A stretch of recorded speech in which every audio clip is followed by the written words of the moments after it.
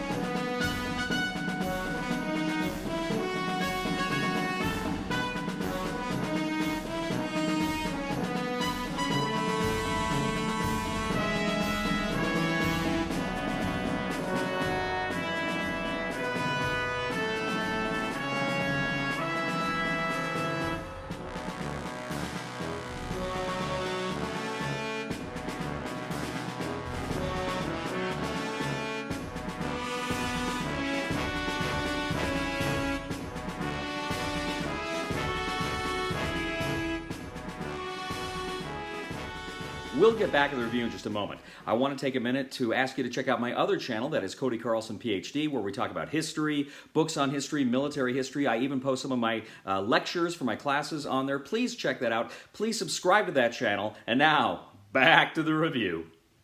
Axis and Allies, Renegade Game Studios for 2 players, is a game of Axis and Allies, but it's kind of shrunk down to the operational level. Traditional Axis and Allies, of course, you're kind of leading the global war against the Axis or against the Allies. Here, it's just focused on this campaign, the island hopping campaign here in the Solomon Islands in 1942 and into 1943. Now, this game is different in a lot of ways. It's very similar. If you're familiar with Axis and Allies, you'll know a lot of the basics here.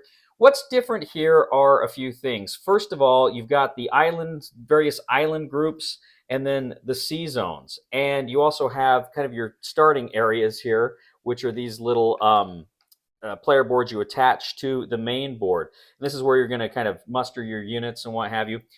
But how the game works is essentially, instead of traditional Axis and Allies where you move, I take my turn, I move do my attacks, then the other guy does. What we do here is we actually do a specific order of movement. First of all, we're going to move, our transports with our units. Then we're going to move different classes of ships. Then we're going to move our air units. And the land units really don't move on land. They just hold the areas, or they take the areas, the islands rather. So you do that during the first phase, the movement phase, where you're moving everybody around. But then you have the combat resolution phase. Now, during the combat resolution phase, you're going to activate all of your air units. So essentially what you do is you each tally up your air units and you determine how much dice you're going to roll. Now, I'm going to get to combat here in a minute, exactly how it plays out. But each of you will determine how many dice you're going to look at for that. Then you resolve that. Then after you do the aircraft, you're going to do any naval battles that take place. You're going to look at all your naval power, how many dice you're going to resolve. You resolve that. Then you're going to look at your land battles and resolve those. So it's not like in traditional Axis and Allies where you have an attack value and a defense value. Everything here has an attack value, and you're going to roll off that. But here's the thing. You don't just roll dice into a dice tower or on the board. You have this box which has these, what you do is you pull the dice out, and as you pull the dice out, if you say do 5 dice, you would look and see how many hits you would get, and you hit on a 1 or a 2. And then you look and it tells you what unit you actually destroy. So you don't get to pick your unit. If you're the defender, you don't get to pick which unit comes out. It's determined for you by this chart. Now, typically, like I say, you hit on a 1 or a 2. Some of your heavier ships, your cruisers, your destroyers, your battleships and aircraft carriers, they are resilient. So if you hit them on a 2, they actually go to your damaged part of your player board here. But if it's a 1, it's an automatic hit. The exception, of course, is the battleships which can ignore their first hit in combat. So the third phase is the regroup phase. Essentially, you're going to check to see who controls the islands. You can recall your air units, move them back to various airfields because they can only land on airfields which can hold 2 planes, or the aircraft carriers, which also can just hold 2 fighters. So you go ahead, you do all that. You bring the aircraft back, and then you have the opportunity to build air bases. Now, one of the things you can purchase are actually these supply tokens. And if you have 3 supply tokens on that location, you can spend them to build one of the air bases. Next, you can reinforce, meaning you look at how much you control. You always get a base of 10 reinforcement points, but for every island you control, you get an additional 4 points. You can then consult your chart, and you can buy new units, putting them here in your player board, in your marshalling area. And you can also you can buy the supply tokens, you can spend supply tokens to move your damaged units back into kind of their ready state. You can also deploy. If you have a number of these tokens, you can deploy along the bottom of the board at different places. Here it's just 1, here's 2, here's 3, meaning you're just moving them out onto the board that much faster. Next, you're going to score victory points. Essentially, you look at how many air bases you control every round. And for every air base you control, you move up on the score track. Now, you can also score points by destroying capital ships. That's aircraft carriers and battleships. That will also get you a point on the score track. Next, you see if someone has achieved 15 victory points, you go ahead and you get that. You win. The first person to get there wins. But otherwise, you pass the first player token, and there you go. So whoever is the first player to get to 15 victory points wins Axis and Allies Guadalcanal. So, Ray, let's just go ahead right off the bat. What are your thoughts about Axis and Allies Guadalcanal? So, Axis and Allies Guadalcanal, I actually, like I said, I'm never been a huge Axis and Allies fan, but I love this game. Really? I do. These tokens in the board is such a mess, and I think that's why I have such a problem with the game. But on this one here, the spaces are a little bit bigger. I like the island hopping. It's condensed, and to me, it's a simpler game. I 100% get the full Axis and Allies feel. Yeah. I know we just got done playing the G.I. Joe one, the G.I. Joe's Axis and Allies. I didn't feel as much Axis and Allies. This, I actually truly feel like it's Axis and Allies, even though it plays totally different. I wouldn't say it plays totally different, but there is some significant differences. Well, yeah. The order of operations, where it's like I move my transports, you move your transports. I move my battleships, you move your battleships. So and I like that. And if you're the first player in the team, on that particular turn, you're moving all your stuff first, and the other person's like, yeah, what you gonna do? And the thing is even at the very end, when you're you're reinforcing and you're buying all your stuff, the second player gets to see exactly what you buy before he has to buy his stuff. What I think is interesting, too, is the very first thing you're moving are your transports. So right off the bat, you're broadcasting your intentions about which islands you're trying to take, what you're going for. So I think that's another key part of the game and a key part of the puzzle here. I really like that aspect quite a bit. One of the things I really like about this version of Axis and Allies, and let me just say this, this is an Axis and Allies I had never played before. This came out, I think, I want to say 2007 originally, and this was like the only Axis and Allies game I never played. I played the D-Day, I played the Battle of the Bulge. I'd like to play both. I hope they do re-releases of those as well. But I always wanted to play Guadalcanal, and I never got around to it, and I always kind of felt kind of bad I never had a chance to. So I'm really glad that Renegade has done this done this reprint, and I was super excited. And one of the things I absolutely love about this game versus the other Axis and Allies. Now, as I mentioned, the other Axis and Allies, the global Axis and Allies, those games you're running the war, right? You're like Churchill and Stalin, and it's strategic. It's a strategic level game, and this is an operational level game, And so it's a more intimate game in that it's this theater of operations here. But what impresses the crap out of me is I love the logistic tokens, the supply tokens. I love how you got to move those to the bases to build the air bases, and you can actually attack other people's air bases to deprive them of the victory points too. We didn't see that in this game though. We didn't engage in that, but that is one of the things you can do. But I like the logistics because not only do you use them for the bases, which are victory points, so you can't ignore them, but also too they're used to bring back these guys from there. You can use them to deploy along the edge of the board. So it really it really adds an important component, I think, of kind of a military situation to what otherwise would just be kind of a straightforward combat game. So I really like that aspect. So let me ask you, what do you think of our friend, the Battle Box? The box. What do you think of that? So I hate this thing. Yeah. So, okay, to be fair though, I do like parts of it. Yeah. I hate the fact that we struggled to get this box open. There's always that last die or two that was just and you would always not go down, and you had to fight it, and it just didn't want to work. Yeah. But okay, now we get out of there. I like this chart. Yeah. Because when you're, just so you can see, you're looking for your ones and twos, and like, say for example, I mean, you're going to get 9 dice. Well, you're basically looking at your first 9 numbers. So you go to like your number 1 if you're doing your land, your sea, or your air, your air, your sea, your land. If that 1, you come straight down to it. If it hits, you use it. So in this case, this 1, it comes down, it hits. You ignore those. This 1 would be here as well. But if they don't have that unit, then you take this dice, come all the way back to the beginning, and start going down this list. So this is like an order of priority as to what you're going to kill. I really like how that works. I do too.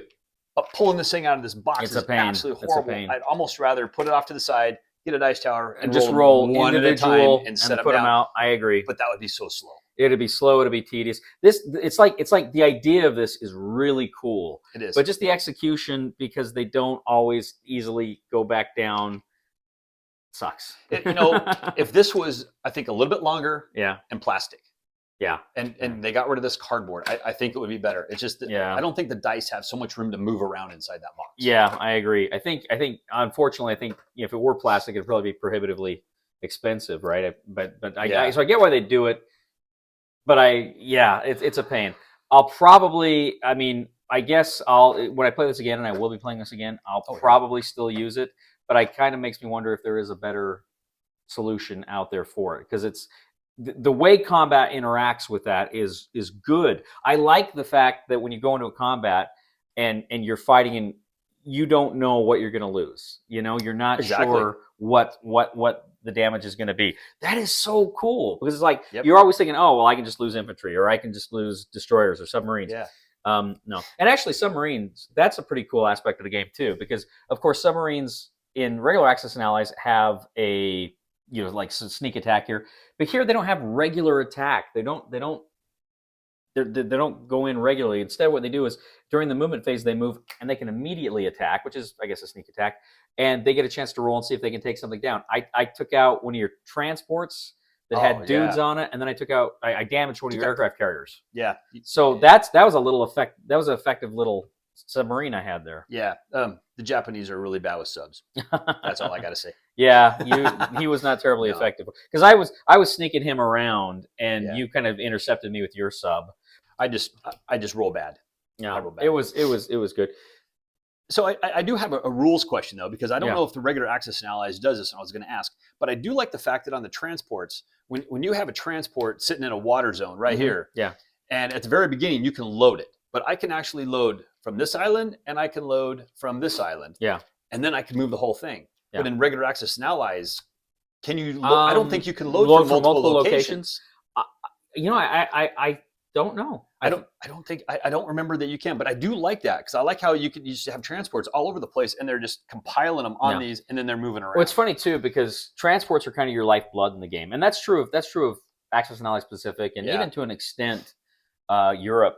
But I agree, transports are heck. We saw that in the G.I. Joe Battle of the Arctic Circle. We saw how important transports were, right? Are super huge in that one too. And it's funny because they're just such worthless units in and of themselves. They give you nothing in combat, but they can just.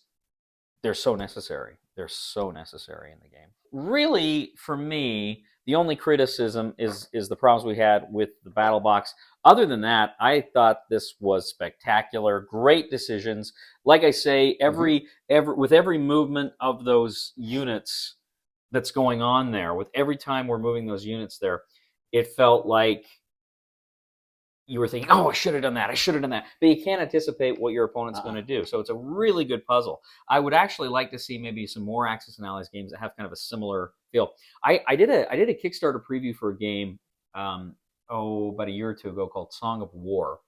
And it had a similar system where it's like, I move these units, then you move these units. And so I played something similar to that. I didn't know this maybe they got it here from Axis and Allies, but But anyway, great system there as far as I'm concerned. Oh no, yeah, I agree. I as far as I've always thought Axis and Allies was a really great design. Yeah. But I really do like this one, and this one plays a lot faster too. I mean, this one just plays within a couple hours. Yeah, it's not as it's it's funny because it's not as epic. It's not as you don't have the giant, Pacific or Europe or world map here. You just got this section, so it does, like I say, it feels more intimate, and part of that is the length there. But there's a lot of fun, a lot of surprises here in this game that I really appreciated. So let me ask you: you say you like this? You said you loved it. Oh no! As far as Axis and Allies go, I would play this one over any other Axis and Allies game that out there. I was going to say, would you consider? Is this one you think you'd buy? If I was going to buy an Axis and Allies game, yeah, this is the one you get. I would buy this one right here. And I see, to me, I like the fact that it's just a simple. It's more of the 2-player game. Yeah. It's so condensed down. It's the shorter game. I mean, I personally don't mind long games. I play games that are 7-8 hours long. Yeah. Doesn't bother me at all. But to me, an Axis and Allies game, this type of game, I'd rather be done in 2-3 hours. Okay, fair enough. See, and for me, having grown up on Axis and Allies, those marathon Axis and Allies and games from my youth, I still love, and once in a blue moon, I like to still play them. But yeah, fantastic, and it's fun that it is just a 2-player, which I like, and maybe someday we got to try to get the Battle of the Arctic Circle with 4 players. Try that sometime. Oh yeah. Definitely. All right. So your final, on a scale of 1 to 10, what is your recommendation here for Axis and Allies Guadalcanal? I would give this one a solid 8. So 8? I really would. Yeah, I think that's where I am too. Yeah, I think that's where I am too. I think it's a great game. I think it's awesome. I think I want to play this and the G.I. Joe one more, but for me they're I think maybe on the same tier because maybe I like this one a hair more than the G.I. Joe one, come to think of it. But because that logistics stuff I really love. But I like that. I like the G.I. Joe one quite a bit. And the G.I. Joe one, I really want to play 4-player because I think that would be better 4-player. I probably would. It's funny too because I'm saying, well, the theme of G.I. Joe I love so much because I remember that from my childhood. But you know what? I'm a World War II historian, so I kind of like World War II as well for my profession. So that's coming and going. They got you. Anyway, so both solid 8s for us. I think this is a fantastic game. A great new way to play. Well, I shouldn't say new, I guess, because this is a reprint, but a great way to play Axis and Allies. Great strategic puzzle, great choices, fun time. Well, ladies and gentlemen, thank you for joining us today for The Discriminating Gamer. As always, we thank you for tuning in, and we would ask you to please leave a comment for us on YouTube, on Board Game Geek, on our Facebook page, or on thediscriminatinggamer.com. Please like us on Facebook, subscribe to us on YouTube, and follow us on Twitter. Give us a thumb to this video on YouTube. That helps us out a lot as well. Also, check out my other YouTube channel, Cody Carlson, PhD. We talk about military history, World War II, fun stuff like that. I post some of my lectures on there. Please, give this video a thumb on Board Game Geek, too. That's always very important. And also, too, if you really do like the kind of content we produce here, I'd ask you to humbly click on the Super Thanks button and leave a tip. You know, Cody, I was recently watching a Civil War reenactment, and I couldn't figure out why the cannonball was getting bigger. And then it hit me.